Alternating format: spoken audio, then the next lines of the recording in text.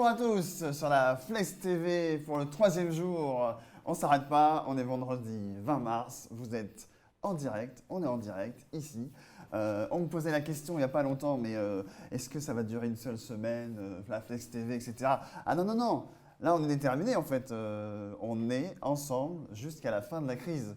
Et cette crise elle va durer longtemps et autant prendre des bonnes habitudes dès aujourd'hui, de se retrouver, de reproduire la machine à café en fait. C'était vraiment l'intention de la Flex TV. Solidarité, bonne humeur, entraide, c'est exactement ce qui se passe à la machine à café dans nos boîtes. Quand on est indépendant, bah, on a aussi une petite machine à café. D'ailleurs, je pense que j'ai oublié de faire mon café, donc j'irai tout à l'heure pendant la première intervention du jour. Et on se mobilise parce que, d'ailleurs, pensez à vos collaborateurs. Ils sont à distance, ils sont en télétravail, c'est nouveau pour eux, c'est pas nouveau pour eux. Appelez-les, appelez-les, parlez-vous. Voilà, si vous n'avez pas de réflexe et qu'on se dit on s'écrit, on se donne des consignes et tout, parlez-vous, même pour rien. Parce que, en fait, on a tous besoin, il y en a qui s'en rendent compte, il y en a qui s'en rendent pas compte. Et les plus isolés, c'est ceux qui s'en rendent pas compte. Donc pensez-y. Je pense qu'on a tous aujourd'hui, en tant qu'animaux sociaux, ça je le dis à chaque fois au début, mais je crois que je vais le dire, on a tous à avoir un rôle en fait dans cette crise. Alors évidemment, on remercie encore nos soignants qui sont en première ligne. Hier soir, j'espère que vous avez applaudi à vos balcons à 20 h. Voilà, ça a l'air de rien, c'est symbolique, mais on n'oublie pas. On les oublie pas parce qu'eux, ils luttent pour nous. Et nous, quelque part, la lutte, c'est de garder la pêche, garder le moral, malgré peut-être la trésor qui n'est pas là, l'inquiétude, l'incertitude, tout, on ne sait pas. Et c'est rare de ne pas savoir à ce point-là. Mais en fait, on ne s'arrête pas. Et du coup, l'idée de la Flex TV, la machine à café du web, comme j'aime l'appeler, c'est que autant profiter du temps qu'on a. Alors certes, on a certaines boîtes où vous êtes surbookés, vous êtes en train de travailler, Vidéoflex aussi, on travaille aussi, mais on prend cette respiration, cette pause pour ensemble, quelque part communier et montrer qu'on peut être plus fort ensemble dans l'entraide. Et ici, à Flex TV, on ne parle pas de rien. Voilà, vous faites passer le mot. On parle avec des experts, on rigole, et on fait en sorte de tirer vers le haut cette crise, et évidemment de pouvoir derrière être plus fort, parce qu'il y aura un rebond. Voilà, on ne va pas tous mourir non plus. Bon, il y aura un rebond. Et donc, qu'est-ce qu'on fait maintenant, alors que nos libertés de mouvement sont restreintes, pour que dès maintenant on change nos modèles et que ensuite les modèles qu'on aura trouvés, eh ben, ils perdurent. Voilà, faut partir. On va arrêter de jeter. Il ne faut pas partir dans l'éphémère. On part dans le truc qui est solide avec du fond et juste comment on le fait. Et aujourd'hui, on a quand même on a un problème de dingue. Merci à tous qui vous mobilisez pour nous apporter du contenu, pour parler avec vos visions d'experts. Et si vous êtes nouveau sur la télé, je vous le dis, on ne parle pas du virus ici. Vous avez déjà tout autour les trucs anxiogènes, machin, qu'il faut surveiller parce qu'il faut bien se tenir au courant de ce qui se passe, les courbes, etc. Mais nous ici, on parle solution et on parle inspiration et on parle bouffée d'air frais pour repartir ensuite dans nos quotidiens chargés avec la pêche. Voilà, ça c'est l'intention, on regarde la pêche. Le programme est dingue. On va avoir dans quelques instants Philippe de Liège, un Belge, mais il s'appelle vraiment de Liège. Bon, qui va nous parler un peu social selling, un peu comment on fait pour communiquer sur le digital. En gros, sans faire chier vos clients, quoi. C'est-à-dire que tous les gens là qui newsjack en mode on peut vous aider, moins 20%, je sais pas. Non, comment on fait? Donc ça c'est social selling, ça vous servira tout le temps en fait. La nouvelle posture. On va accueillir Didier Vino, un universitaire de dingue. J'ai hâte qu'on soit avec lui, qui a sorti un bouquin il n'y a pas longtemps. Comme par hasard, vous verrez que ça tombe dans notre sujet. Voilà, je ne vous en fais pas plus de teasing. On aura aussi Claire Street, je crois qu'elle va venir tous les jours en fait, Claire Street. Claire Street qui nous fera un overview de ce qui va bien dans le monde à côté, des solidarités qui se mettent en place, voilà, pour s'inspirer, pour aussi relayer des initiatives. Et pour finir, on aura Yann qui nous parlera de la vie, à la fois la vie à la campagne avec une boîte, c'est possible, et il nous mélangera un petit peu aussi avec sa vie d'élu, parce que c'est un élu municipal, il me semble. Et donc, on aura des dialogues assez intéressants. On est ensemble jusqu'à 15 h, vous savez, 13h30, 15 h. Et là, aujourd'hui, je vous avais dit, dans la Flex TV, on va. Donc, il y a zéro autopromotion, évidemment. Mais les experts qui parlent, s'ils viennent là en parler, c'est un peu que c'est leur métier, c'est un peu qu'ils sont bons là-dedans. Et évidemment, oui, on a cité le nom de Monsieur Dolliège, qui est un expert reconnu du social selling et qui va nous faire une mini formation à l'instant. On va accueillir, alors que je me règle. J'étais un peu à l'arrache aujourd'hui là, c'est. Hop! Hello! Bonjour, Alors, salut! Comment tu vas? je vais très bien. Alors, donc, on va passer un petit moment avec toi, un petit quart d'heure, pour comprendre un peu la posture, les postures, pour communiquer dans les univers digitaux, dans les réseaux sociaux. Et toi, tu vas nous faire une mini formation parce que tu as des slides, tu as plein de documents et tu as hâte de nous partager ton savoir. Bah écoute, je te laisse la parole. Merci. Donc voilà, donc moi je suis relativement puceau dans ce genre d'utiliser cette nouvelle technologie. Donc je m'aperçois que j'aurais dû m'y prendre bien plus tôt que ça. Donc merci de m'aider et je dirais, à communiquer via cette nouvelle manière de faire que j'aurais dû maîtriser déjà depuis plus de 3 ans en fait, hein, même 4 ans en fait. Tous ces outils existent. Et voilà, donc l'occasion fait le larron. Et donc, je vais essayer de construire avec vous une présentation que j'aurais dû faire en mode conférence plénière à Marseille, à Nantes et à Paris, mais manifestement, en tout cas, Nantes et Marseille sont annulés, reportés, enfin pas annulés, mais reportés. Et donc, voilà, c'est l'occasion pour moi de vous expliquer un petit peu ce que j'allais raconter. Et mon objectif, en fait, c'est de parler de ce que j'appelle moi le Big Bang GAFA, Big Bang GAFAM. Euh, et d'essayer de ne pas être trop dans l'autopromotion, bah, tout en sachant que ce que je raconte, je fais partie de la solution que je présente, hein. Donc à la fois, je suis un petit peu ennuyé de profiter de cela, mais bon, voilà, comme tu l'as dit, nous existions avant, et c'est vrai que ce que je vais raconter peut aider dans les circonstances particulières. Bah, disons que sur Flex TV, on n'accueillera jamais de gens qui feront la promotion de leur service en mode achetez-nous, parlez de ma boîte, etc. Mais évidemment, bah, c'est ce que je disais en intro, les experts qu'on présente, bah, c'est leur quotidien. Donc quelque part, ils parlent de leur expérience et c'est logique. Et je pense que quelque part, si tu viens contribuer gratuitement devant une audience, tu es quelque part déjà aligné avec le concept Flex TV de partager le savoir. Et c'est suffisant. Donc on t'écoute, C'est donne-nous de la sûr. valeur, on y va. Ok, est-ce qu'on voit mon écran en fait? Ah, il faut que tu partages maintenant ton écran. Il faut que je le partage, pardon. Et voilà, On va là c'est pas commencer. mal. C'est pas mal? Voilà, c'est bon. Alors, qu'est-ce que vous voyez là? Vous voyez un entonnoir? Tout à fait. Tu peux te mettre en mode plein écran comme dans nos Ouais. répétitions. Oui, voilà.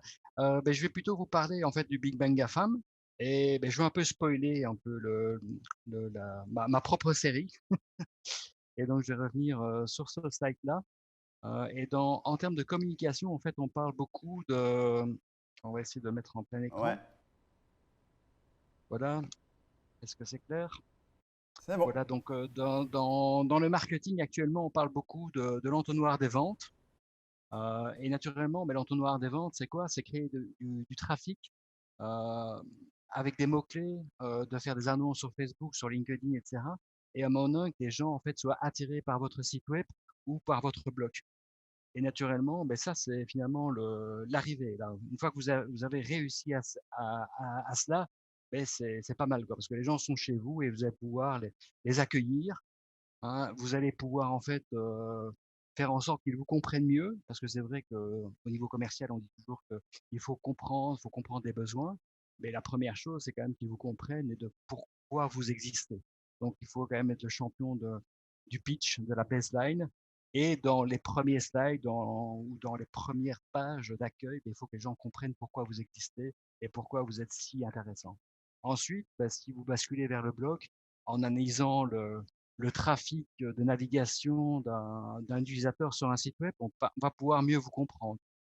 Et puis après, progressivement, sans que vous en aperceviez, vous amener vers ce qu'on appelle le comptoir des ventes, le call to action, et qu'à un moment donné, vous concrétisiez la vente. Donc ça, c'est un petit peu l'objectif marketing, mais ça, c'est très conceptuel, hein. Donc voilà, c'est pas si simple que ça de mettre en œuvre. Alors dans la vie de tous les jours, on connaît notamment le plus bel entonnoir des ventes que je connaisse dans la vie réelle, c'est celui d'IKEA. Alors IKEA, ça ressemble à quoi? On va voir si je maîtrise cette partie-là. Allez, Là, tu voyais ça? on est toujours sur l'entonnoir pour l'instant. C'est sur l'entonnoir? Ouais, Ah, tam, tam, tam. Donc, je dois repasser où, mon grand? T'as un double écran ou comment ça se passe? Ouais. Eh ben, faut Euh, que tu nous le passes sur le bon écran, en fait. Attends, je vais Par-dessus essayer. Acrobat. Par-dessus Acrobat. Bon, bah, je vais travailler sans slide, hein. IKEA, en fait, pour moi, c'est le plus bel entonnoir des ventes dans le sens où chaque fois que vous entrez dans ce magasin, sauf si vous n'avez pas d'enfant, vous achetez quelque chose. Donc, vous achetez, tu as dit, hein, je m'appelle de Liège. À Liège, on dit une piècerie, un petit truc, une petite pluche. Vous achetez du papier en tête de lettre, vous achetez un savon, vous achetez un essuie. Mais il y a très peu de gens qui vont sortir d'un magasin IKEA sans avoir rien acheté. Et ça, c'est quand même assez impressionnant puisque le taux de gens qui passent à la caisse réellement est important. Mais maintenant, naturellement, vous n'achetez pas que des choses assez bêtes, mais parfois, il y a des jeunes divorcés ou des gens qui s'installent pour la première fois. Donc, le bon de commande peut quand même atteindre parfois 15 000 euros, quoi. Donc, lors d'une première fois, donc il y a des gens qui dépensent entre 50 cents et des gens jusqu'à 20 000 euros. Et ça, c'est quand même assez impressionnant de voir comment IKEA a organisé son magasin. Et donc, c'est vrai que chez IKEA, vous ne déambulez jamais en fait. C'est-à-dire que chez IKEA, vous allez toujours avoir un parcours sans flèche qui va vous amener des plus grosses pièces à voir, etc. Et donc, il y a vraiment un parcours marketing qui est fait. Alors Et le Philippe, résultat, pour qu'on voit tes oui, vas-y. slides, on me dit que Oui, tu peux dans Zoom sélectionner ce que tu partages. Le petit onglet à côté de partage d'écran, tu peux sélectionner attends. peut-être PowerPoint ou je sais pas quoi. Ce serait ça? Alors, dans Zoom, Ouais.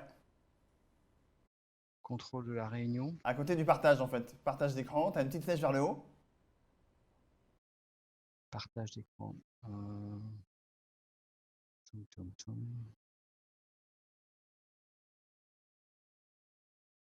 Oui, tu disais Zoom dans partage? Ouais, tout en bas, tu as partage d'écran. Tu le vois au Oui, milieu? partager. Oui, Et là, tu as une petite flèche à droite. Et tu peux choisir ce que tu partages en cliquant sur la flèche. nouveau partage. Et- J'essaie de... Ouais, mais j'ai pas toutes les fenêtres, en fait, ça qui est bizarre. D'accord. Bon, bah, Ah, attends un j'ai. peu, pardon, je l'ai ici maintenant, excusez-moi. Tac. Voilà, vous voyez? Ah, c'est bon. Voilà, donc tout le monde achète, donc le parcours est imposé. Merci. Euh, alors, ce qui est impressionnant aussi chez IKEA, c'est que les vendeurs sont très rares. Donc, il y a une certaine pénurie d'avant-vente. Et donc, c'est vrai que là, il y a quelque chose de très stratégique parce qu'une fois vous tombez sur quelqu'un, un vrai vendeur de chez IKEA qui veut bien, euh, comment dire, s'occuper de vous, mais naturellement, vous allez l'exploiter à fond, quoi. Et jamais, il y a un upselling qui est intrinsèque, quoi. Parce qu'en fait, vous achetez un premier lit, et puis vous voulez acheter une chaise, etc. Mais vous avez tellement peur de perte de contact avec ce client que vous allez acheter tout ce que vous vouliez acheter. Et donc, c'est vrai que tout est pensé dans le magasin IKEA pour accélérer le processus de vente. Et je trouve que c'est quand même assez redoutable. Également, il faut savoir, je l'ai appris récemment, que même le hot dog à 0,70 cents à la sortie, c'est stratégique. Donc, moi, ça m'est arrivé il y a quelques années, donc j'ai dû me remeubler assez rapidement suite à mon divorce. Et bah, vous brûlez 15 000 euros. Et c'est vrai que le fait de pouvoir s'acheter un hot dog à moins d'1 euro vous rassure. Ça fait partie de la stratégie. Donc, même si vous avez tout brûlé, vous avez encore un peu d'argent pour dépenser, pour encore manger, quoi. Et donc, on voit que toutes les étapes de vente dans un magasin IKEA a été respectées. Et donc, pour moi, ça correspond, c'est l'image parfaite en fait de l'entonnoir des ventes dans la vie réelle. Et dans les blocs, dans un site web, on doit arriver à cette efficience-là. Alors, ce que les gens oublient, c'est qu'avant d'aller chez IKEA, il y a ce qu'on appelle du marketing de notoriété. Donc, avant de vous donner envie d'aller chez IKEA, IKEA a brûlé beaucoup d'argent. Mais d'une part, faut se rappeler que les bâtiments d'IKEA sont très visibles. Il y a également des drapeaux qui sont au sommet, je veux dire, des parkings, etc. Donc, on voit IKEA au moins à 4 ou 5 kilomètres. Également, il y a du street art. Là, on voit un abribus. Ben, c'est absolument dingue, hein. C'est pas un fake, hein. Donc, ça existe réellement. Je sais pas dans quel pays, mais à un moment donné, vous pouvez attendre un bus et vous avez l'impression d'être chez IKEA.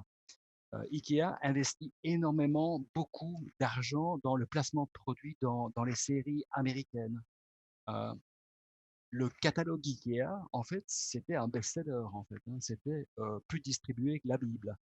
Ça fait partie. Et alors également, très important, malheureusement, il n'est plus des nôtres, hein, il est décédé il y a 2 ans, mais l'ex-patron le créateur d'IKEA, alors le nom c'est Ingvar Kamprad, beh, c'était une vraie star. Donc c'est quelqu'un qui était connu dans le milieu des affaires et notamment avec des citations assez fortes et moi celle que j'adore, c'est que, beh, oui, la nuit ne porte pas conseil, c'est que quand on dort, on arrête de faire des conneries, quoi. Et ça, c'est de lui. C'est quelqu'un, en fait, qui s'est mis en scène et notamment, beh, qui malheureusement a été victime, parfois de crises, d'alcool et donc il est passé donc il a également, mis, comment dire? Sa vie personnelle en avant, au profit de la marque IKEA. Donc on peut dire qu'il a exploité le personal branding et donc vous voyez que le marketing de notoriété, beh, oui, ça doit également exister, quoi. Donc ça ne sert à rien de se focaliser uniquement sur l'entonnoir des ventes. Il faut également investir dans, et ça coûte beaucoup d'argent. Donc, afficher dans de l'abribus, c'est beaucoup d'argent. Sponsoriser une équipe de foot, c'est énormément d'argent. Hem, c'est donc le marketing de notoriété jusqu'à peu était relativement inaccessible. Alors je vais essayer de partir maintenant de ce qui a changé actuellement. Nouveau partage d'écran. Je suis vraiment désolé de Allez, on prouve par t'inquiète. par la voilà, donc tu m'avais On dit, apprend en fallait que je faisant. Et il on te apprend en reste faisant. 7 minutes à peu près. 7 minutes? Eh oui. Voilà, alors alors je suis de nouveau perdu, je dois repasser dans le partage d'écran. Voilà, partager à nouveau, ouais, partage, il était revenu. Donc, là, je vais revenir ici, partager. On va remontrer. Zoom, zoom, zoom. Et voilà. Partage, zoom, plein Non, non, c'est mode écran. plein écran tout en bas. Mmh. Voilà. Tu le vois? Je vois pas, figure-toi, Non, mais excuse-moi, c'est mais tout en bas, le mode plein écran. Là où lecture t'es là. audio. Non, encore, encore. Non, mais il descend pas. Non, mais Ah, encore au-dessus, 3 au-dessus. Il est au milieu en fait. Mode plein écran. Tu vois pas? ah, pardon, excuse-moi, je regardais, ouais, je le voyais pas. Mille excuses. Vas-y. Donc, voilà, donc là, ce que j'appelle le Big Bang GAFA, en fait, c'est la rencontre ben, de tous les réseaux sociaux, de toutes les applications mobiles 2.0, etc. Et l'arrivée du smartphone. Alors, donc maintenant, vous avez constaté que tout le monde est complètement drivé par rapport à ça. Donc, il n'y a plus moyen de choper un regard dans les transports en public, etc. Donc, ça fait partie de notre cerveau, a été downloadé dans le smartphone. Et donc ça correspond à l'arrivée de l'informatique 2.0 où il était possible d'interagir avec les applications. Et ça, ces deux rencontres, ça a fait boum, quoi. Et est arrivé un nouveau monde.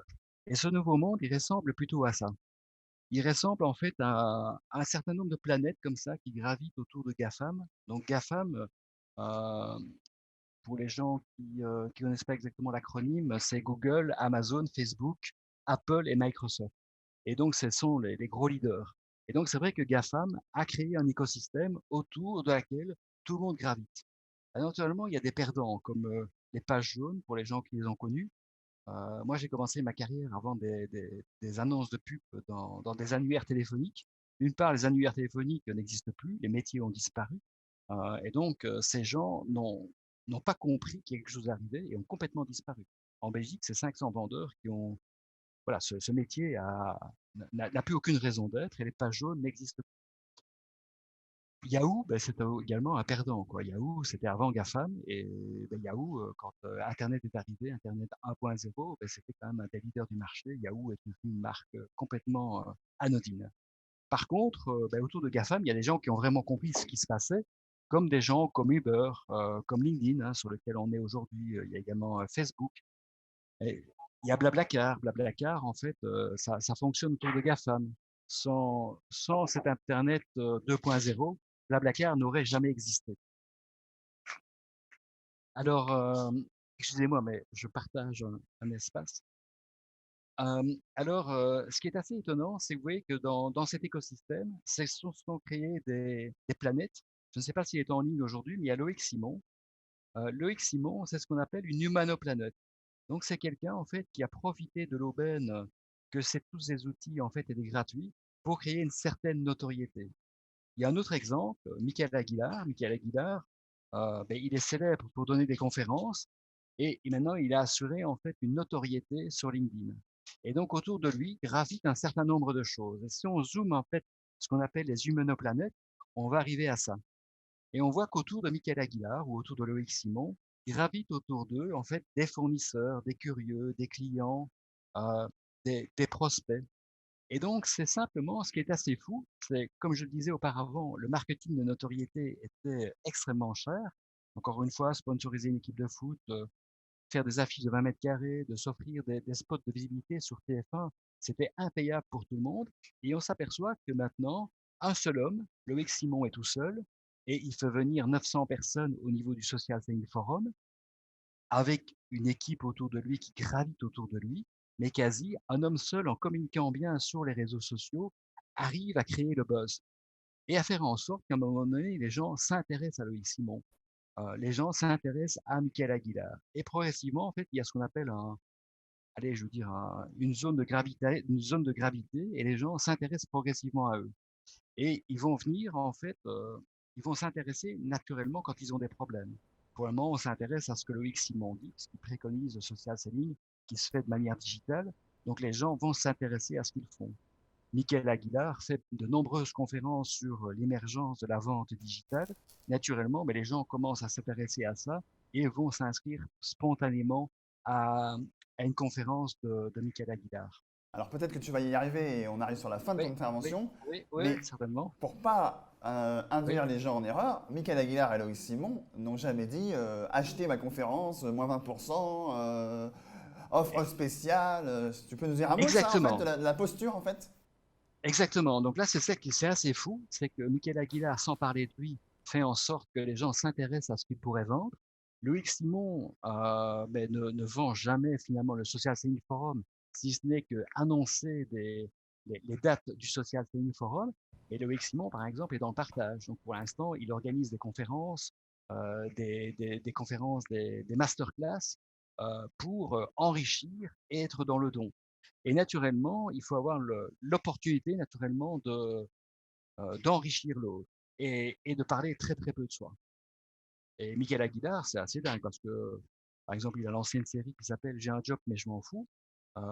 Donc voilà, il joue beaucoup sur l'humour, mais après, le tampon Michael Aguilar commence à être imprégné. Il faut savoir que dans la vente, ce qui génère la confiance, c'est le fait d'être reconnu par des pairs. Et voilà, je ne sais pas qui ne connaît pas Michael Aguilar. Loïc Simon, dans le cadre du social selling, je ne sais pas qui connaît pas Loïc Simon. Et encore une fois, très bonne remarque de ta part, tous ces gens en fait font tout sauf de l'autopromotion et donc ils se mettent jamais en valeur. J'ai répondu à Oui. ta question. On va te remercier Voilà, pour ton intervention. voilà. Tu auras l'occasion de revenir sur l'antenne pour développer un peu plus. Parce que Oui, je pense que pour des gens qui n'ont jamais entendu parler de ça, j'ai beaucoup aimé ton infographie sur les planètes. Effectivement, oui, comparer. En fait, ce que tu expliques aussi, c'est que les gens qui ont la bonne posture, tout simplement, ils deviennent des influenceurs. Et ça a déjà eu lieu dans le B2C, on va dire, avec les youtubeurs, etc. Machin. Et là, on parle sur LinkedIn, ça peut être à l'écrit, ça peut être en vidéo, ça peut être. Voilà. Mais les gens qui se détachent ont tous la posture de quasiment donner les clés de ce qu'ils font, d'expliquer aux gens comment se passer d'eux. Et au oui, final, exactement. on les reconnaît comme experts. Et donc, du coup, ils vendent. Ils vendent, oui. Et ce qui est assez étonnant, c'est que vous voyez qu'il y a peu de planètes, hein. Donc, j'ai pas dit que toutes les planètes, il reste encore des places, mais il faut savoir que le premier qui prend une place est le grand gagnant. Donc, il n'y a qu'un Blablacar, il n'y a qu'un LinkedIn, il n'y a qu'un Facebook, également pour les humanoplanètes.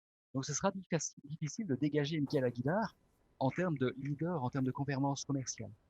Loïc Simon est arrivé à un stade où il était indégageable au niveau du Social Selling Forum. Et donc, c'est vrai que le premier qui prend la place, en général, gagne la partie. Et donc, ça, c'est hyper important.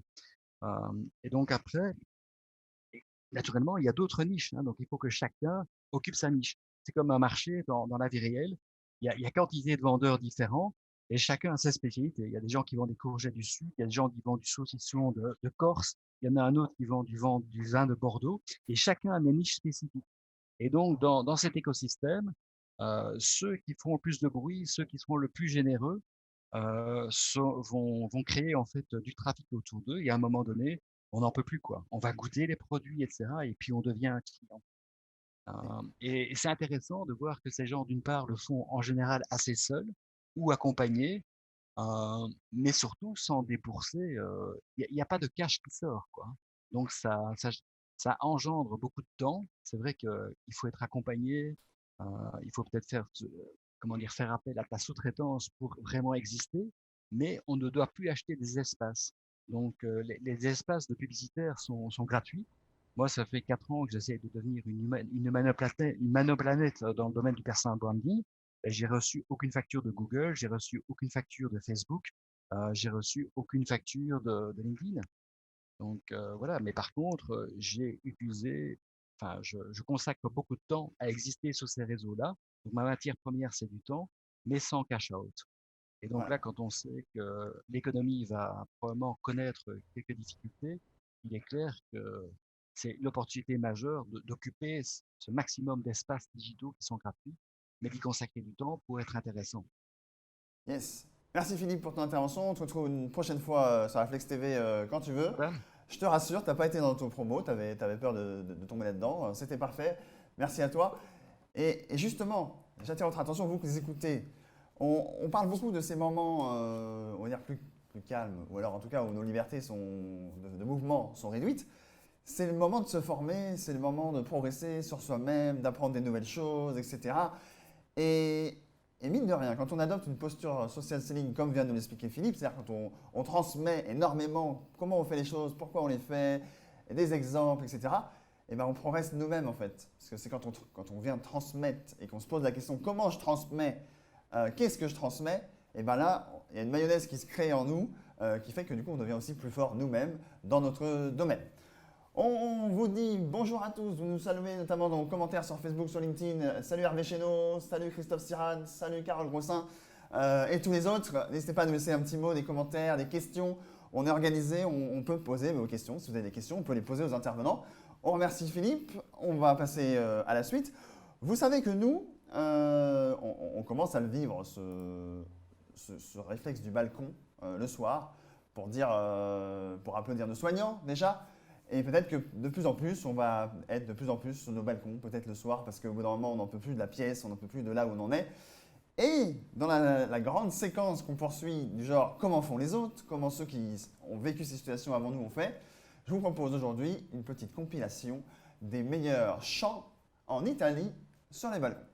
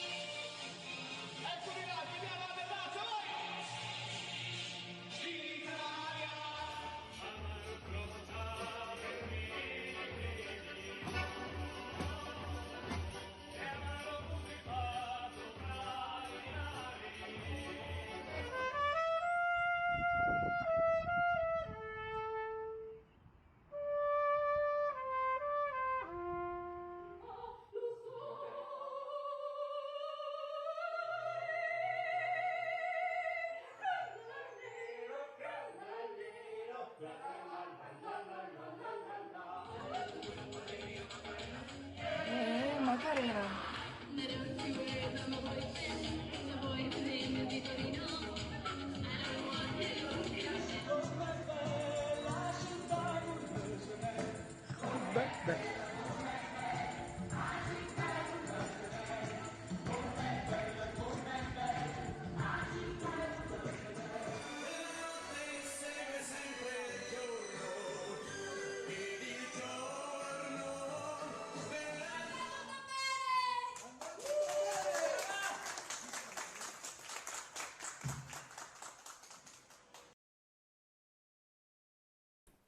Alors c'est beau vu de loin, mais tout ça, ça se passe évidemment parce que leur quotidien n'est pas forcément joyeux, et c'est peut-être ce qui nous attend. Alors on ne tombe pas dans la sinistrose, mais en tout cas, voilà, on s'inspire et on voit bien que des situations de crise comme ça, à distance, rapprochent les gens. Alors, on disait le premier jour avec Renaud Varocco, évidemment, il y a maintenant ce qui va se passer. Est-ce qu'on va garder cette petite fraternité qui est en train de se mettre en place après, ou est-ce que les murs vont se remonter? Ça tient qu'à nous, en fait, d'agir et d'impacter ça. Et notamment la Flex TV, c'est ça, c'est inventer maintenant, ensemble, ce nouveau monde où ça y est, on se parle vrai, on se dit les choses, on avance et on est là. Il y a quelques temps, quasiment un mois, un livre est paru. Et alors, ce livre, qui s'appelle Travail du soin et soin du travail, c'est quand même un truc de dingue, parce que le sous-titre le sous-titre de ce livre, c'est Préserver la valeur intangible de la relation au sein d'organisations en tension. Alors mes amis, si ce n'est pas ce qui se passe en ce moment, il va falloir m'expliquer. Et justement, pour en parler, on accueille l'un de ses auteurs, Didier Vino. Bienvenue. Salut Benjamin. Tu as des qualités de devin ou ce livre, comment ça se passe? Pourquoi ce livre et pourquoi maintenant en fait? Alors, en fait, c'est une histoire qui remonte à il y a 3 ans, puisque ce livre, c'est le fruit de la production d'une chaire de recherche qu'on a créée et qui s'appelle Les valeurs du soin. Cette chaire, elle est unique en Europe parce qu'elle est à la fois co-dirigée par un chercheur en management, moi-même, et un chercheur en philosophie. Et pourquoi on a fait ça? Parce que on trouvait que dans le domaine du management, on était souvent dans la recherche de réponses en comment, et que dans la philo, il se pose beaucoup de questions en pourquoi. Et on s'est dit à un moment donné, est-ce qu'on pourrait peut-être essayer de rapprocher les comment et les pourquoi pour essayer d'être un peu moins bête dans nos pratiques, et puis quand on se pose des questions peut-être un petit peu plus générales, eh bien se dire mais quel impact ça peut avoir sur la réalité. Et puis avec mes collègues, on s'intéressait sur les problématiques de l'hôpital, les problématiques des soignants, parce que, ben, vous le voyez, là, en ce moment, ils sont en première ligne, mais la crise des systèmes de santé, c'est quelque chose, dans le monde occidental, c'est quelque chose qu'on connaît depuis longtemps. Et donc, nous, dans notre chaire de recherche, on s'est interrogé sur ces questions-là. Alors, on a écrit un premier ouvrage il y a 1 an et demi qui s'appelait Les valeurs du soin. Qu'est-ce qu'on entend par ça? Et puis, cet ouvrage avait eu un peu de succès et on nous a demandé du coup d'écrire la suite. Et c'est comme ça que, donc, il y a un mois, nous avons sorti Travail du soin et soin du travail. Et c'est un ouvrage qu'on a écrit à plusieurs, on est une dizaine, parce qu'aujourd'hui, il n'y a que d'intelligence collective. Celui qui peut prétendre trouver une nouvelle idée à lui tout seul, c'est soit un fanfaron, soit un illusionniste. Mais la réalité aujourd'hui, elle n'est pas là, elle est dans le partage des connaissances et des idées. Et donc, avec Jean-Philippe Pierron, mon collègue philosophe, et Elisa Schell, qui est une collègue politiste, on a donc essayé de réfléchir sur ce que signifiait le travail du soin, surtout le soin du travail. Alors, qu'est-ce que c'est que le soin du travail? C'est finalement la qualité qu'on en apporte à l'autre, la qualité de la relation. Ce que certains, il y a quelques années, appelaient le care. Euh, les méthodes qu'on emploie dans le monde du travail aujourd'hui, que ce soit des questions de prestation, sont, doivent systématiquement être mesurées. Et nous, ce qu'on dit dans cet ouvrage, c'est qu'on confond le mesuré et le mesurable. C'est-à-dire qu'on croit que ce qu'on mesure avec nos outils qui ont été élaborés hier permettent de bien comprendre la qualité de nos relations. Et nous, on essaye de démonter ça en disant, mais non, ils n'ont ce que le fruit du passé. Et si on veut inventer de nouvelles relations dans le monde de l'entreprise et dans les organisations en général, qui puissent se fonder sur les perspectives les plus innovantes qu'on a aujourd'hui, eh bien, il faut aussi inventer des nouveaux outils de mesure. Et aujourd'hui, on ne les a pas, ces outils. Alors, peut-être que je te côtoie par ailleurs, notamment grâce au CJD. Tu es assez fort avec les mots. Qu'est-ce que tu peux nous dire sur le mot relation? Il y a quoi derrière ça en fait? Parce que c'est exactement le thème que tu es en train d'aborder pour moi. C'est il faut d'abord définir qu'est-ce qu'on attend à la racine, au fond en fait. La relation, c'est ce qui s'oppose à l'institution. Si tu prends une entreprise, une organisation, l'institution, elle va être définie dans un organigramme, elle va être définie dans des statuts juridiques, elle va être définie dans un process de production, elle est définie oui, dans le produit. La relation, c'est tout ce qui va relever plutôt de ce qu'on appelle, nous, dans notre jargon de chercheurs, l'intangible. Alors, qu'est-ce que c'est que l'intangible? C'est ce qui est difficilement mesurable. comment tu peux mesurer la qualité d'une relation? Tu utilises un questionnaire de satisfaction auprès de tes clients peut-être.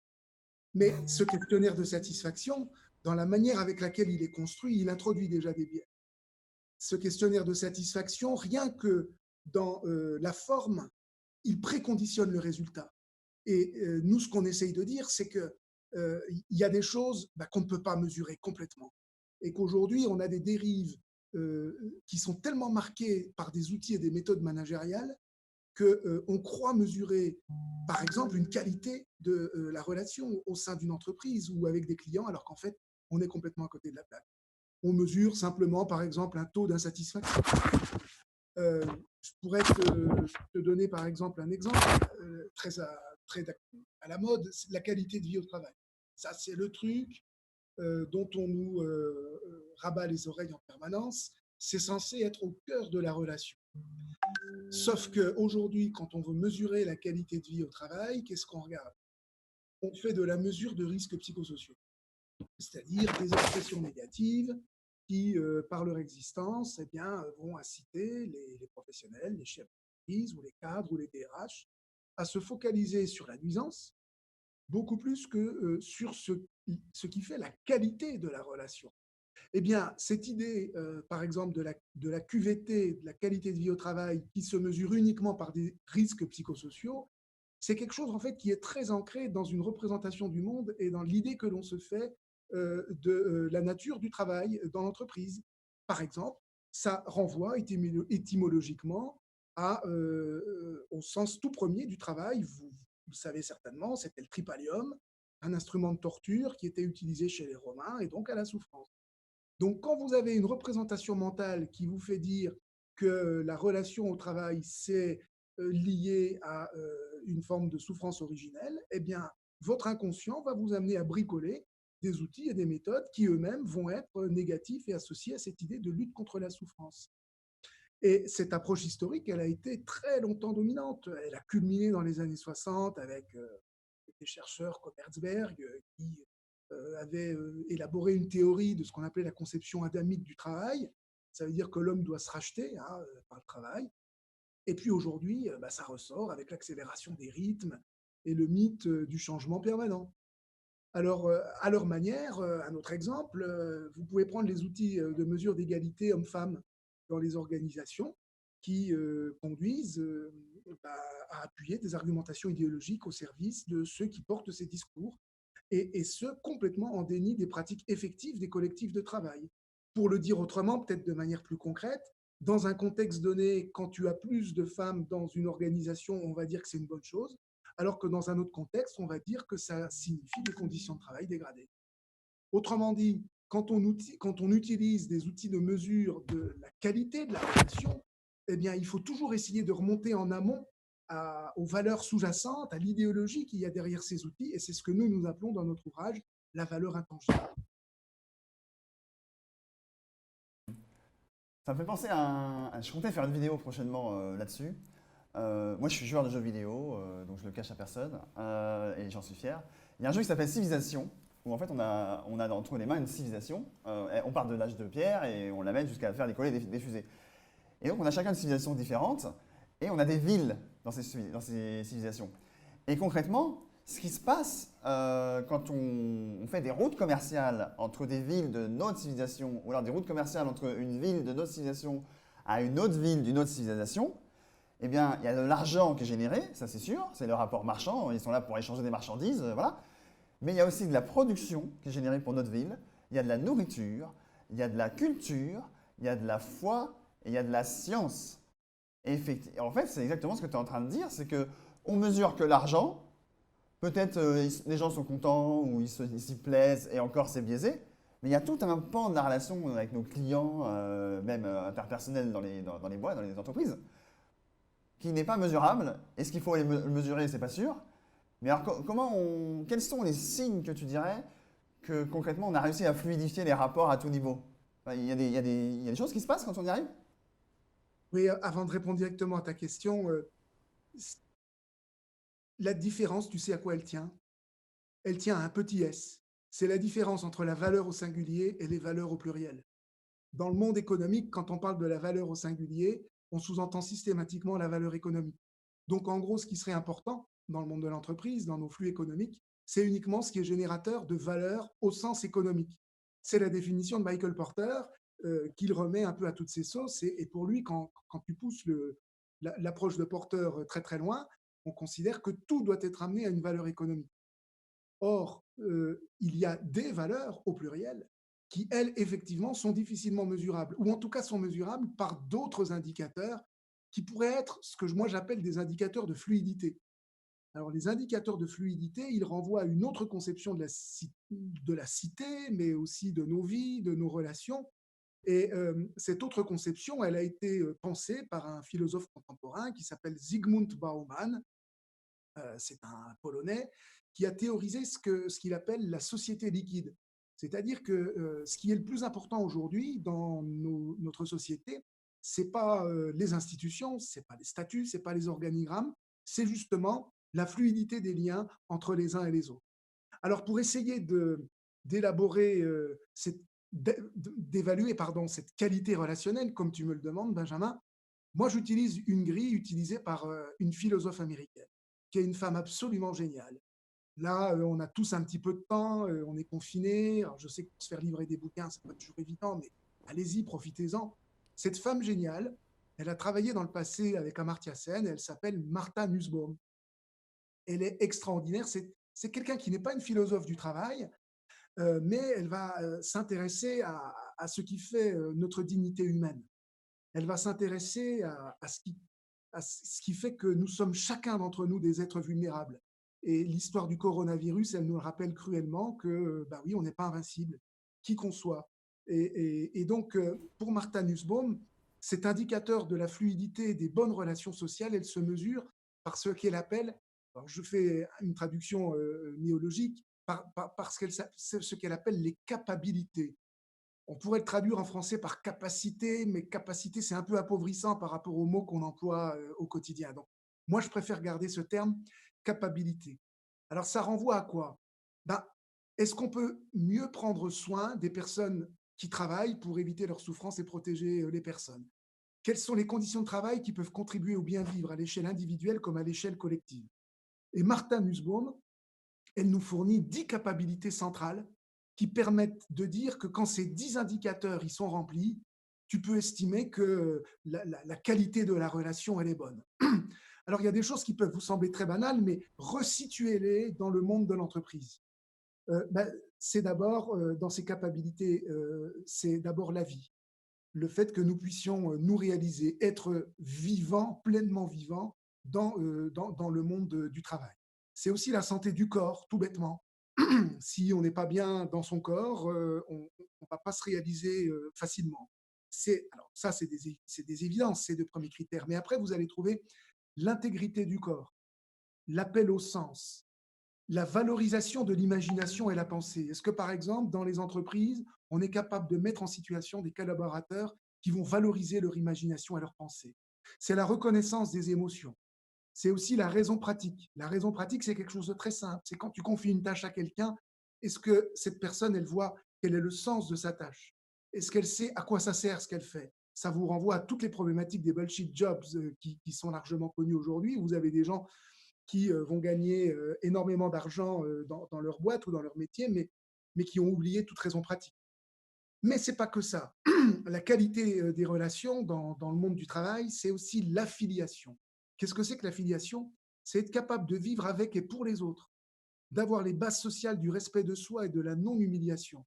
Dans quelle mesure une organisation, elle permet de réaliser concrètement ce type de qualité relationnelle? Il ne s'agit pas là d'être simplement dans l'injonction et de dire il faut, c'est très bien, il n'y a qu'à. Non, non, non, c'est comment la relation entre un chef d'entreprise et ses collaborateurs ou avec ses clients, elle peut se manifester concrètement autour de cette question du respect de soi. Mais Martha Nussbaum va même encore au-delà. Elle nous interpelle en disant, mais le respect des autres espèces. Donc là, vous avez toute la dimension liée à l'écosystème en général dans lequel nous nous situons, qui doit être intégré dans l'évaluation de la qualité de ces relations. Mais plus intéressant encore, elle dit, et le jeu. La qualité relationnelle, c'est quelque chose qui doit être ludique. Est-ce qu'on est capable à nouveau, encore, de jouer dans nos entreprises aujourd'hui. Alors, par un jeu, c'est pas se faire une partie de baby-foot à 14 heures pour se passer le temps. Non, c'est qu'est-ce qui fait que dans la relation que j'entretiens avec l'autre, je peux y trouver une forme de plaisir. Et puis enfin, elle conclut, dernière capacité par le contrôle sur son environnement politique et matériel. Et là, on est carrément au cœur de la crise du coronavirus. Ce qui fait qu'on est tous ramenés aujourd'hui à des critères d'égalité, mais c'est parce qu'on est soumis à un indicateur qui nous échappe tous et parce qu'on a perdu contrôle sur notre environnement. Et les injonctions politiques qui nous sont soumises aujourd'hui par rapport à l'exigence du confinement, ça peut être aussi, même si ça nous déplaît à court terme, ça peut être aussi le retour espérer peut-être le retour du politique sur un contrôle de nos environnements économiques et naturels. Peut-être qu'on pourra se saisir de ces questions-là et qu'on pourra aussi les traduire dans le monde de l'entreprise. Ça se traduit aussi très concrètement par le fait qu'un chef d'entreprise puisse dire, bah, voilà, il y a des éléments de contexte généraux, mais moi, qu'est-ce que je contrôle? Est-ce que dans mon discours, je suis capable de dire autre chose que bah, on est tous soumis aux mêmes règles, c'est la règle du jeu commercial, de la concurrence généralisée, finalement une espèce de déterminisme, de fatalisme qui fait que l'on perd le contrôle de notre environnement politique et matériel, le contrôle de notre destin pour les chefs d'entreprise, mais aussi pour chaque individu qui constitue la société. Merci pour ton intervention. C'est très dense, très riche, comme d'habitude. Et ça fait mouliner. Effectivement, je pense qu'on est un peu dans la même dynamique de se dire alors le monde de demain, comment il va être impacté par ça? Et quelque part, il y a une croisée des chemins qui fait que peut-être on va avoir le temps de s'inspirer par cette pause forcée, de remettre en cause des trucs qu'on a toujours fait comme ça, en fait. Parce que maintenant, on peut changer quand même. Et la preuve, c'est que là, on est en train de changer. On est confiné depuis 5 jours.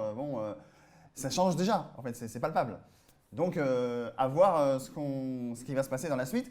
Merci Didier d'être intervenu et on te dit à une prochaine, quand tu veux, évidemment. Voilà, merci. Avec grand plaisir, Benjamin. Et merci pour Flex TV, c'est génial. Merci, au service. Quant à nous, peut-être que la crise actuelle nous fait un peu manquer de voyage, je ne sais pas. Et ben voilà une astuce pour peut-être vous donner un peu le voyage qui vous manque parfois. Ciao ragazzi, so che è un po' da egoista, ma non ce la facevamo più a sopportare lo stress. Abbiamo trovato un volo da Roma, siamo andati via e mi dispiace.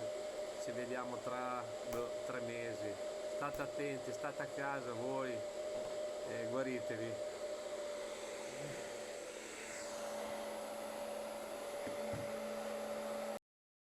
Alors, inspirant, est-ce que vous vous y collez pour le prochain voyage? Et là, au moins, vous pouvez choisir la destination. Vous pouvez partir très très loin, alors qu'avant, ce n'était pas forcément possible.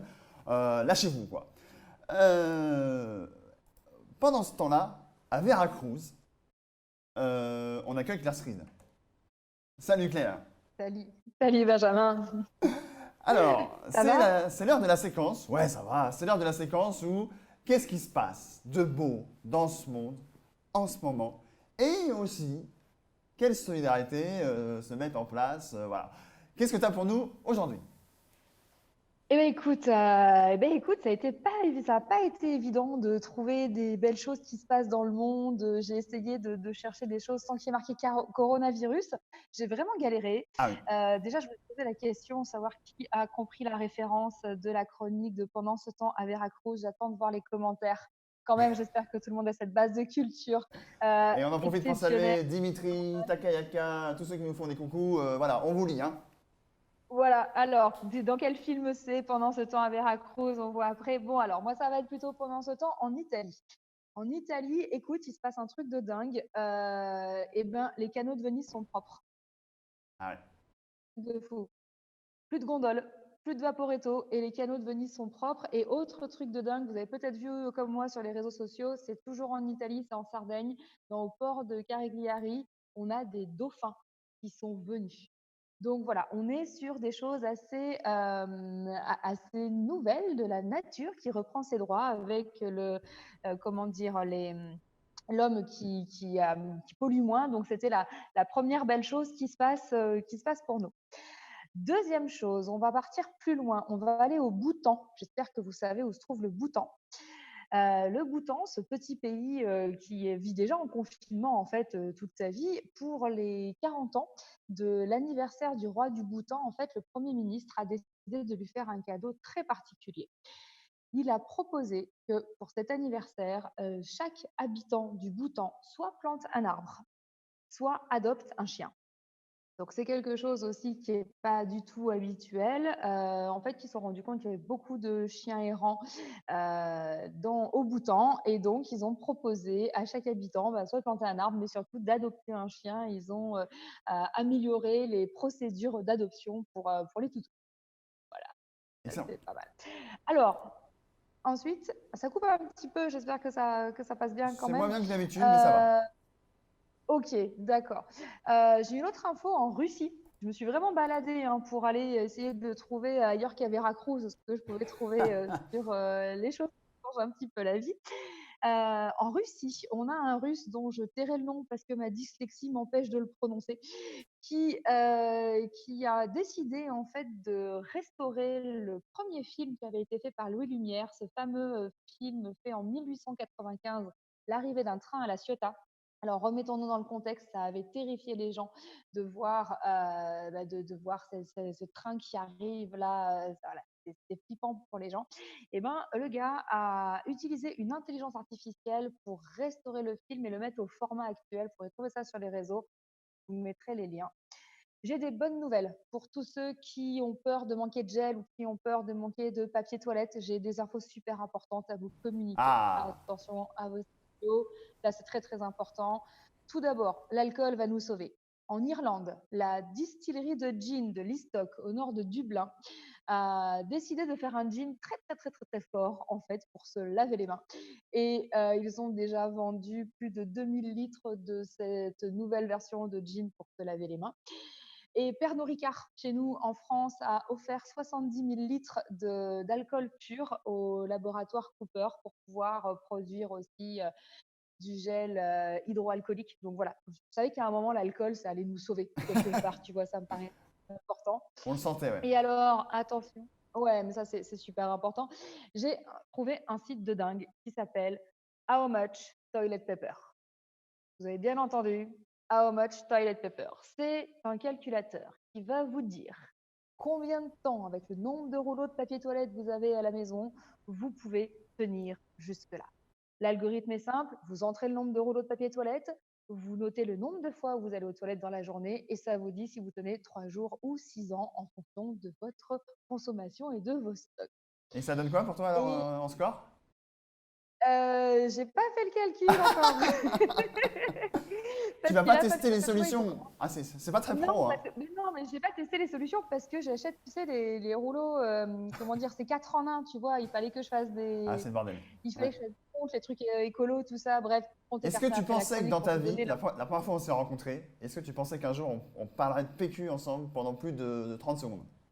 Je suis pas Tu sûr. veux dire pas bourré? Non, non, j'aurais pas cru.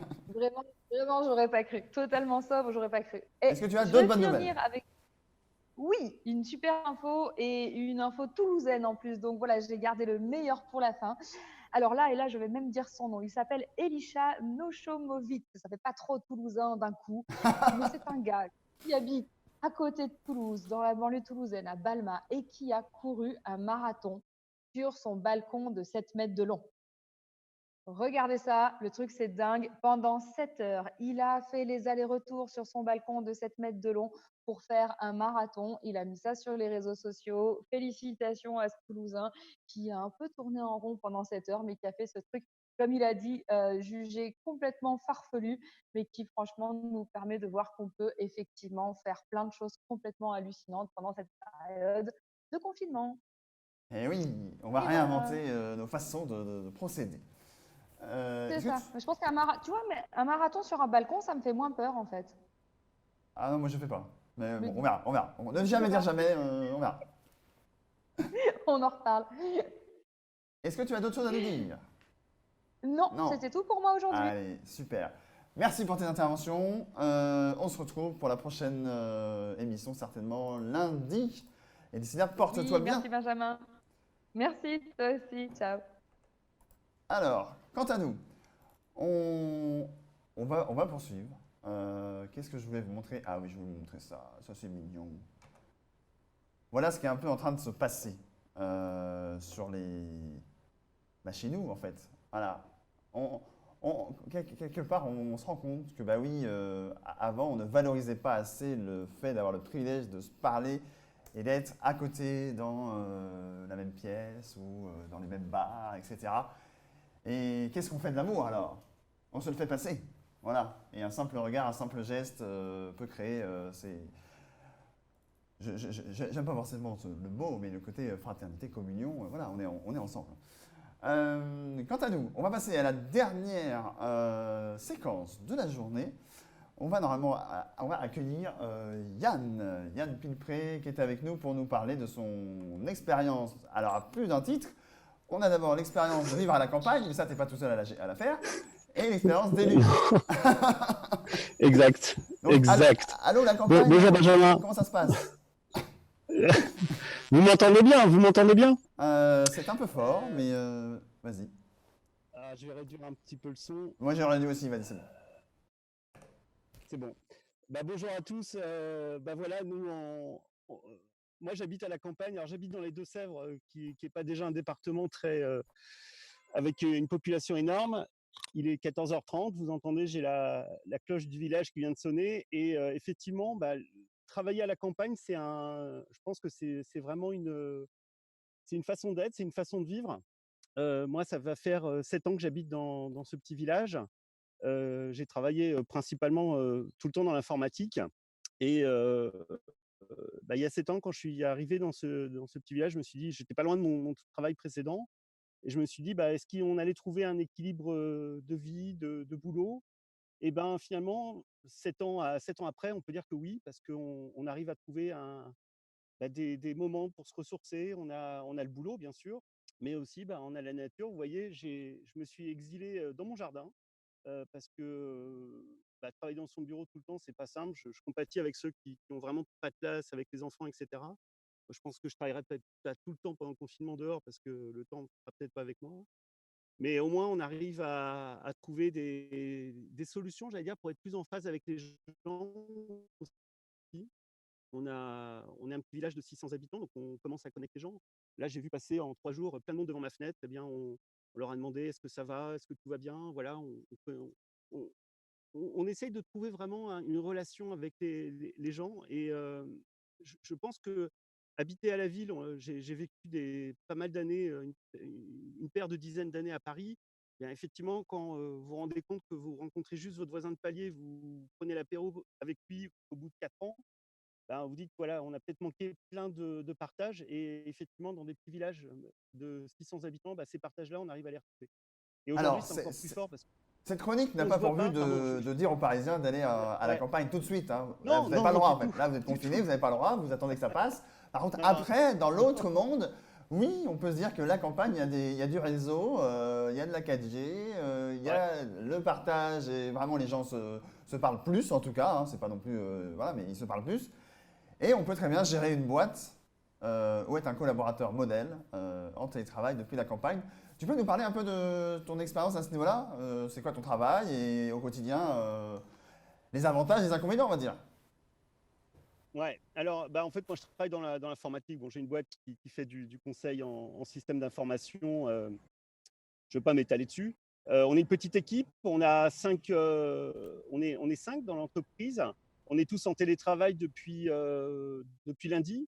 Et en fait, la particularité, c'est que la plupart de nos clients ne sont pas à côté. C'est-à-dire qu'on n'a pas de clients ou très très peu de clients locaux. On a beaucoup de clients en France, dans le Nord, dans les Pays de Loire, et on va jusqu'à aujourd'hui maintenant la Suède et puis aussi la Côte d'Ivoire. Donc en fait, les habitudes de travail à distance pour nous, depuis 5 ans que la boîte existe, ça fait partie de notre quotidien. Il y a des clients, on les voit peut-être 1 fois, 2 fois à l'année. On fait beaucoup de visio, on fait beaucoup d'échanges, beaucoup de chats, beaucoup d'échanges de documents. Et le fait d'être à la campagne n'est pas un frein, que les connexions, quand elles vont bien, elles vont bien. On arrive à travailler et on arrive à être aussi productif. C'est ça le plus important pour une entreprise. Exactement. Tu as une autre casquette, c'est celle d'élu. donc élu local, élu municipal, hein, je suppose. Et tu voulais nous partager un peu C'est ça. peut-être l'envers du décor, et encore le mot décor n'est pas bien choisi, mais en gros, qu'est-ce que vous vivez, vous maintenant, en tant qu'élu, avec ce qui se passe? Comment ça se passe? Eh bien, ça bouge tout le temps. Là, pour te dire, la vie municipale est complètement chamboulée depuis déjà les élections du premier tour qui ont été vraiment une grosse organisation. On a vraiment été dans une mise sous pression. Donc, il a fallu à la fois gérer le boulot, parce que j'ai quand même mon rôle de chef d'entreprise, puis mon rôle de conseiller municipal. Je ne suis pas adjoint, je ne suis pas maire, donc j'ai une responsabilité quand même assez réduite par rapport à l'exécutif de la commune. Et puis aujourd'hui, encore hier soir, Édouard Philippe était au Sénat pour proposer encore des nouvelles directives pour les élections. Et aujourd'hui, j'allais dire, moi je suis sortant, je viens d'être élu avec une partie de l'équipe précédente, mais on reste encore actif. Donc en fait, il va falloir pendant quelques mois, on continue notre mandat, qu'on se soucie des gens. On a eu encore on a eu des soucis avec par exemple les poubelles là, qui n'étaient plus ramassées de la même manière. Il y a eu des permanences qui viennent de fermer au niveau de la communauté de communes. Il a fallu ouvrir l'école en urgence pour faire un mode de garde parce qu'on a du personnel soignant. On est situé à une dizaine de kilomètres d'un centre hospitalier qui, lui, est en troisième ligne. Donc, qui a un personnel qui est assez sollicité pour tout ce qui n'est pas lié au Covid, justement, pour tout ce qui est traitement des urgences courantes. Mais eux, ils sont vraiment sous pression. Et donc, nous, on est là un peu en support pour trouver des modes de garde, pour faciliter la vie de nos concitoyens. Et je peux vous dire que dans ces moments-là, c'est pas simple. Et c'est là aussi qu'on voit que la commune a un rôle hyper important dans la vie des gens. C'est-à-dire qu'on l'a un petit peu mis de côté. Je fais pas de politique, loin de là. Mais c'est vrai que c'est hyper important parce que c'est quand on a une commune, on a des repères, un maire, un conseiller municipal, c'est toujours intéressant d'avoir des gens sur lesquels on peut s'appuyer dans la vie quotidienne. Alors c'est vrai qu'on a tendance à oublier, quand tout va bien, tout va bien, hein, quelque part. Et puis dès qu'un caillou vient, et là c'est un gros caillou, hein, et du coup ça amène des conséquences. C'est vrai que sur des services ou des habitudes qu'on avait, et même en y réfléchissant, c'est exactement ce qu'on parlait hier, etc. Alors, la différence entre complexe et compliqué. Complexe, c'est un peu le. Alors le compliqué, c'est un peu le Boeing. C'est compliqué, mais on te donne les plans, on te donne les pièces et tout. Tu peux assembler un Boeing. Et la complexité, c'est le plat de nouilles, le plat de spaghetti en fait, qui est cuit. Tu tires un spaghetti, tu es incapable de savoir qu'est-ce que ça va faire. Et là, c'est exactement ce que tu abordes, vous découvrez en faisant. Moi, la question que j'avais envie de te poser, c'est malgré ça, l'ambiance entre vous, c'est quoi? Vous êtes en crise? Il y a de la bonne humeur? Ou alors c'est difficile d'être de bonne humeur quand on gère trop de trucs? Enfin, c'est quoi le. Au niveau de la boîte, au niveau du conseil Au niveau du municipal. conseil municipal, ouais, au niveau de. Parce que vous avez tous vos vies à côté, enfin, c'est ça le concept. C'est ça. Alors bon, c'est un peu particulier. Alors, je ne vais pas parler pour mes collègues, mais c'est vrai que c'est compliqué parce que certains, on a par exemple dans le conseil municipal, on a du personnel qui est du personnel hospitalier. On a des gens qui vont aller travailler. Donc aujourd'hui, on va dire, on est vraiment une petite équipe réduite là. Aujourd'hui, on a le maire qui est toujours en place. On a 2 adjoints et plus quelques conseillers. Je crois que je dois être le seul, on doit être ou peut-être un autre, où on vraiment partage, j'ai un petit peu des plans d'action. On vient distribuer, par exemple, dans les boîtes aux lettres des informations de première urgence avec les attestations, parce qu'on a aussi une population âgée. On a à peu près 30 à 40 de personnes qui sont on va les considérer des personnes sensibles actuellement. Et ces gens-là, il faut les protéger. Il faut vraiment s'assurer qu'ils vont bien, qu'ils puissent faire leurs cours, qui ne s'amusent pas à sortir n'importe quand. C'est vrai que j'ai encore vu hier des gens qui se baladaient un petit peu partout. Et c'est vrai que maintenant, on commence à devenir de plus en plus prévoyant, prévenant. Et on espère que les gens vont comprendre ces messages-là parce que c'est à nous de faire ce relais aussi, hein. Alors évidemment, sans faire de politique, on n'est pas là pour ça.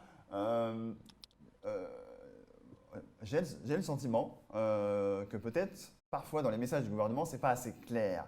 Le côté, mais restez chez vous en fait, toujours. Et ils n'arrivent pas à le faire passer en fait, parce que c'est vrai qu'on. Alors quand tu es chez toi, tu as un jardin, tu es dans la même communauté, donc de toute façon tu te croises, bon, c'est normal, tu es chez toi. Mais quand c'est à l'extérieur, tu sais pas, tu peux croiser il peut se passer plein de trucs. Vous aussi, à l'échelle d'une petite commune, vous êtes en train de vous dire on va devoir être plus sévère, on va devoir punir pour que vraiment les gens se rendent ça dans le crâne ou il y a d'autres méthodes? Alors nous, on a un avantage qui est enfin, qui est un avantage actuellement et qui est un inconvénient dans notre vie de tous les jours. On n'a pas de commerce à Glenay. Donc déjà, on n'a pas on n'a pas de lieu de rencontre. Alors il y a des lieux associatifs, mais eux, ça y est, ils sont fermés. On n'a pas de commerce. Donc les gens aujourd'hui, il faut qu'ils prennent la voiture. On est à 4 kilomètres d'un supermarché. Donc c'est vrai que l'effort pour aller faire des courses est déjà important. Donc déjà, ce mouvement-là qu'on va retrouver plus facilement dans des grandes villes ou dans des communes avec des commerces de proximité, nous, on ne va pas l'avoir. Par contre, ce qu'on va être beaucoup plus vigilant, c'est qu'effectivement, bah, moi, j'habite juste sur la place du village. Eh ben, plus on va voir de pieds de là, après le live, je retourne dans mon bureau et je commence à voir des piétons, je vais commencer à me poser des questions. C'est-à-dire une personne, deux personnes, toute seule, ça va, mais si on commence à avoir des attroupements, on va se poser des questions. Donc moi, j'ai pas de droit, je suis pas officier de police judiciaire ou quoi que ce soit, je vais pas arrêter les gens, mais on va essayer de faire de la prévoyance, enfin la prévoyance, enfin, puis même un peu de leur dire, bah, attendez, ça va devenir compliqué. Donc la gendarmerie est là, ils sont là, je les ai vus encore ce matin, donc ils font leur boulot, mais il faut vraiment que les gens prennent conscience que ça- c'est un travail commun et cette solidarité doit tenir aussi dans ces moments-là. Ok. Merci de ton témoignage en tout cas. Est-ce que tu as quelque chose d'autre à Merci. rajouter qu'on n'aurait pas abordé? Voilà, on a un peu de temps. Mais sinon, c'est bon. Non, ce que je veux vraiment faire passer, c'est que les moments, c'est vrai que moi je le vois, j'ai passé ma semaine à appeler des clients en fait, pour savoir comment eux s'organisaient, parce que nous on était déjà organisés. Et c'est vrai qu'on se rend vraiment compte qu'il y a une fracture qui se passe dans les entreprises. C'est-à-dire moi là aujourd'hui, ma statistique elle est simple, hein, j'ai 50% des clients qui vont continuer comme si bah, la vie continuait au au niveau boulot, hein, purement boulot, et d'autres qui sont vraiment, vraiment en difficulté parce que leur organisation est beaucoup plus difficile. Donc, que les projets et la reprise arrivera tôt ou tard. Elle arrivera. Donc, voilà, il faut vivre avec ça et je pense que c'est vraiment un message qu'il faut faire passer. On vit des moments durs, mais je pense que les meilleurs moments arriveront bientôt. Eh ben, merci Yann pour ton message d'espoir en tout cas. Merci d'avoir participé Merci Benjamin. aujourd'hui sur la Flex TV et à une prochaine. J'en profite d'ailleurs, ça me fait penser, c'est que hier à la fin de la Flex TV, j'ai passé dans les remerciements, il y avait des besoins. Notamment, on a besoin de gens pour découper la vidéo, là, parce que poster 1h30 de live, c'est peut-être gênant parce que du coup les gens ils se disent mais j'ai pas 1h30. Et comme on a vraiment des séquences, et ben, l'idée serait de rendre chaque séquence dans une vidéo à part. Et ça c'est du temps que je ne peux pas passer. Donc si vous connaissez quelqu'un qui veut se charger de ça, ce sera avec plaisir. Et Yann, qu'on vient de voir, je demandais hier à quelqu'un qui allait m'aider à déployer le site internet de la Flex TV pour qu'on puisse centraliser les vidéos, le live, etc. Et il s'est proposé et il est en train de travailler dessus. Et donc bientôt, on aura enfin un site qui va tenir la route, modestement, mais qui va permettre de centraliser et de faire en sorte que tous les efforts qu'on déploie ici, les infos qui pour moi, de mon point de vue, sont une mine d'or, j'espère que vous partagez ce feeling-là, et bien ce soit beaucoup plus accessible et beaucoup plus simple de les retrouver et surtout de savoir exactement les thématiques qu'on a traitées. Donc voilà, on a besoin aussi, si jamais vous connaissez quelqu'un qui se sentirait d'être community manager, pourquoi pas faire un live tweet de ce live avec les différentes thématiques abordées pour ramener toujours plus de personnes, poster les différentes VOD sur les réseaux sociaux, etc. N'hésitez pas, voilà. Ou alors vous voulez intervenir sur la télé, vous avez de la valeur à apporter, vous avez des points de vue, voilà. Bienvenue. Donc n'hésitez pas. Un seul mail pour ça, direct@flex-tv.fr et on sera ravis d'accueillir toutes les sensibilités, les points de vue les plus divers possibles et surtout avec de la valeur concrète. L'idée c'est de faire le plus dense possible et de construire ensemble la société de demain. Voilà. Vous avez remarqué que depuis le début de la semaine, depuis mercredi, depuis le début, on est en live sur LinkedIn, on est en live sur Facebook et là aujourd'hui on est en plus en live sur YouTube. Je suis tombé sur un article où, mine de rien, tout ce télétravail qui arrive massivement, ça crée des bouchons, ça peut créer des bouchons. Et donc, notamment les plateformes comme YouTube et Netflix ont, à la demande des autorités européennes, réduit leur débit. Vous avez pu acheter à la HD, notamment sur Netflix. Et YouTube aussi va lisser la résolution en standard. Et nous, comme on se veut comme un peu responsable, qu'on veut inventer le monde de demain, Je me dis, faire des lives sur 3 plateformes, faire des VOD à la fin, etc., machin, on n'est peut-être pas très exemplaire à ce niveau-là. Donc, à partir de lundi, le live sera uniquement sur YouTube. Et du coup, vous pourrez retrouver sur le site internet. On fera bien entendu de la communication sur les autres réseaux. Mais en tout cas, notre moment de centralisation pour 13h30, 15h, la machine à café du web, ce sera que sur le YouTube de la Flex TV. J'espère que le programme du jour vous a convenu. Je vous retrouve le week-end, samedi et dimanche, pour des replays, les best-of en fait. On va voir si j'ai le temps de le faire cette semaine, mais c'est l'objectif. Et sinon, en live, avec des nouveaux intervenants et des intervenants récurrents qui viendront, comme Claire, merci. Dès lundi, 13h30, 15h, la Flex TV, la machine à café du web. Et on se quitte comme d'habitude avec les remerciements, que vous soyez passé à l'antenne, mais aussi la petite équipe qui est derrière. On a un WhatsApp, on s'organise. Merci à vous pour tous vos efforts, que ce soit amener des liens, amener des vidéos, amener des idées, faire des critiques constructives. On est vraiment toute petite équipe qui fonctionne très bien et vous pouvez nous rejoindre aussi si ce n'est pas le cas. Voilà, dans l'entraide, ce sera moins lourd pour tout le monde et on pourra produire et continuer de produire cette émission qui se veut le lien social dont pour l'instant nous sommes un peu privés. Voilà, que personne ne se retrouve seul et que du coup on puisse profiter de cette période pour progresser sur notre plan humain à nous. Je vous dis à très bientôt et d'ici là, portez-vous bien.